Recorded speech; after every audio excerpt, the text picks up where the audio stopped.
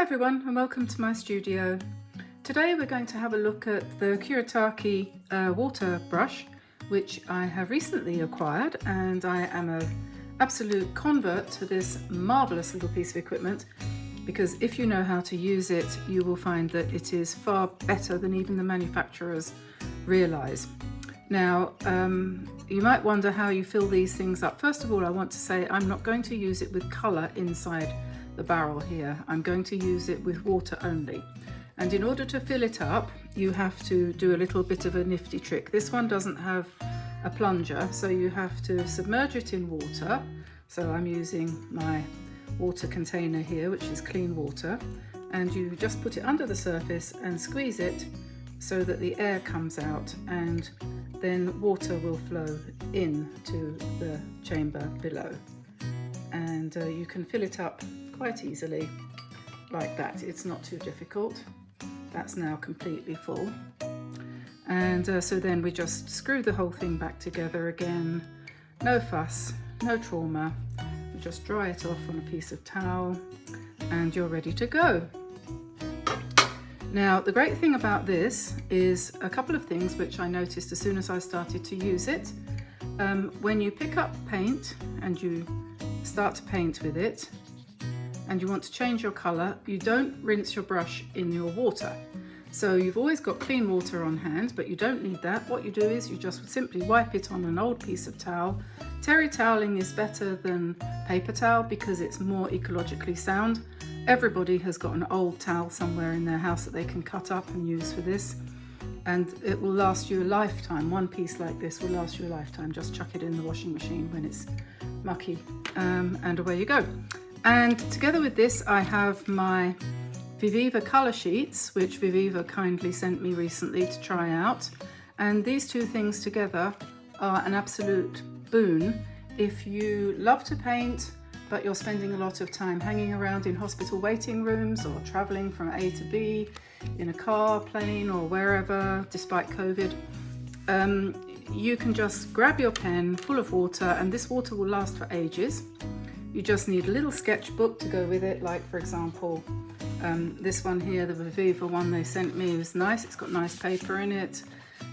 With their paints I managed to do quite a bright painting, and also then you can do subtle. I'm working on some shells here. This is the shell I'm painting, and yeah, this is some sea glass that I've done, and all of this with the water brush, and yesterday we did these little birds. So today I'm going to show you a quick way of painting some very attractive flowers, these ones here. And you know what? It's easier, much easier than using a regular brush. It is. It's fantastic. I'm so excited by this now. So if you want to draw yourself some guidelines, you can do that, although you don't really need to. But let's say you were going to first of all do a quick sketch. So you can, if you want, when I've done this painting, I'll put the sketch on the website dianeantone.com, and you can go and download it. But to be honest, it's so simple that anybody can just make it up as you go along, because there's no rules. So I'm just going to put some U shapes, which is the flowers, like this. Some buckets like that, and so you could call these tulips if you want. And we're not going to do any leaves, we're just doing some flowers, and we're going to do some stems, and it's just going to be really simple. And I haven't used this watercolor, I've used the other side of this paper. There's some pansies on the other side, so this is the back side. So this is really a try out, and I'm going to use these paints despite their awkward format, so you have to flick through them. That's okay, I can live with that.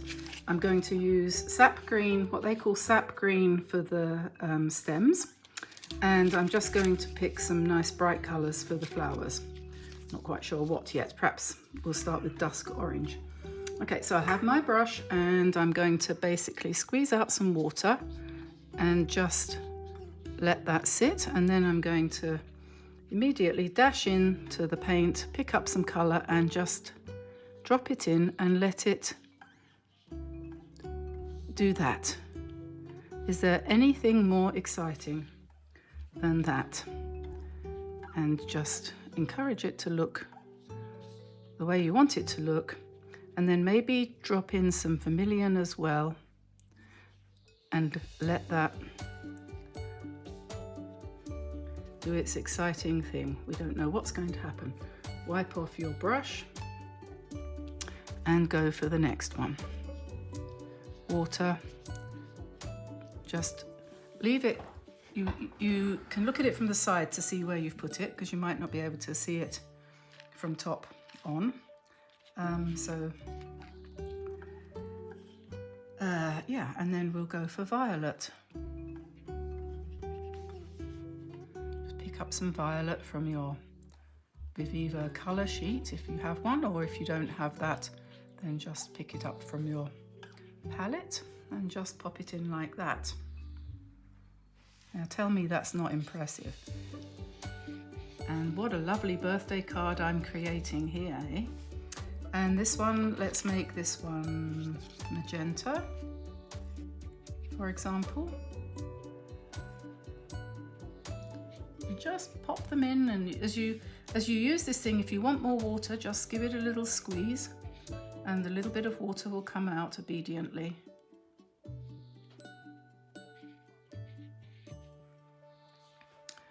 There we are, and then wipe the brush and it's clean. Just wipe it on your piece of paper, of your piece of toweling. Just spread the water out, looking at it from the side so you can see where the water's gone. And then what colour shall we have now? Shall we have orange, some kind of orange maybe? Let's try this chrome yellow. I don't really remember exactly what that's like, but keep it stronger on one side and lighter on the other side. It looks more natural that way.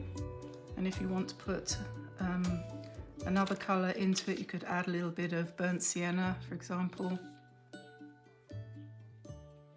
just to give it a bit more interest.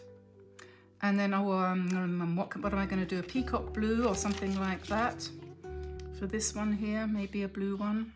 And looking at it from the side, just making it a nice random sort of shape.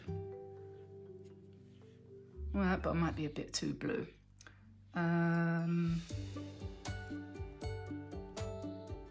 Let's think, maybe another pink. What did I have? I had, oh, I know, in the other set. Oh no, hang on, there's crimson here. What's that? Let's try crimson. That will be it. Oh, hang on, we've got deep pink as well. What about deep pink? Let's go for deep pink. And pick up a little bit of deep pink and drop that in and just tease it out with the end of the water brush like that. And let it blend. And so then we clean our brush and we're going to go to the green. As I said, we will do what they call sap green, and that is a kind of olive green.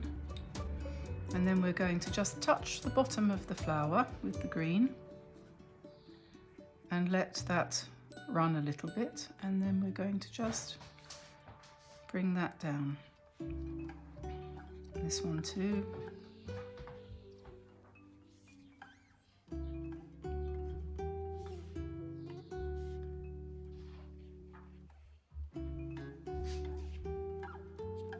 And it doesn't matter if you're like me, your hand is a little bit shaky, because really you need to rest your hand on the paper to get a more steady line. If you hold it up above like that, it will shake. So rest your fingers on the paper and draw down. It's the best thing, really.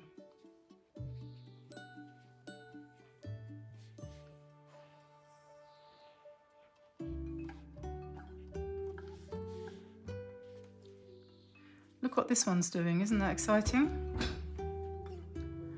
So having done that, make that a little bit longer. You could make the stems a little bit darker by coming in with a little bit more. And this brush is very, very, very sharp.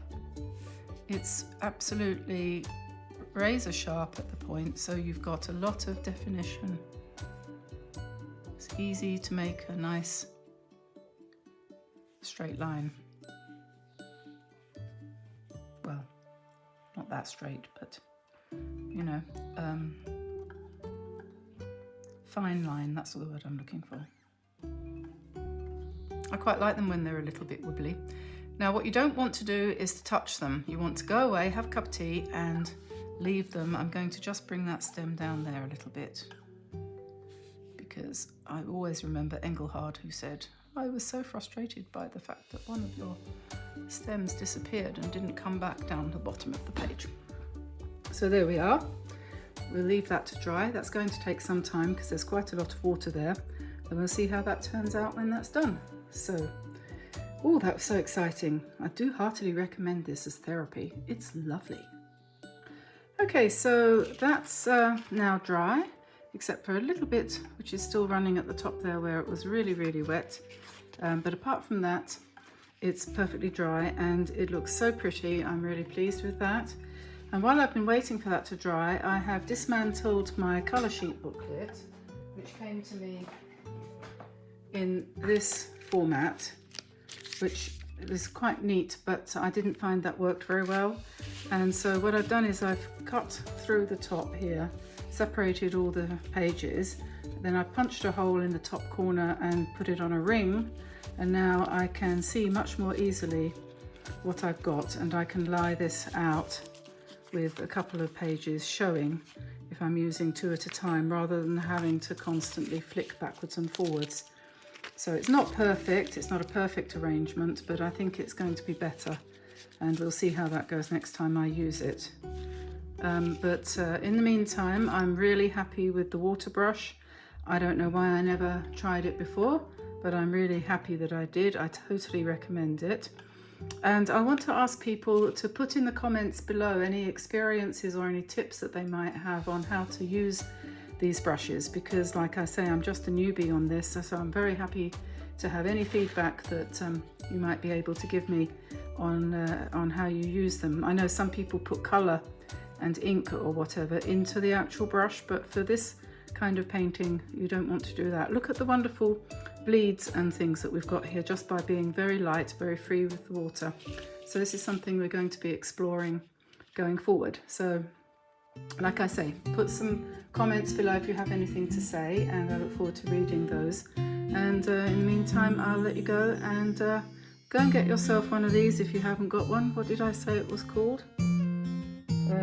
Kuretake water brush. Cheap as chips and much more fun. So I'll let you go now and see you again soon. Bye for now, everyone. Bye bye.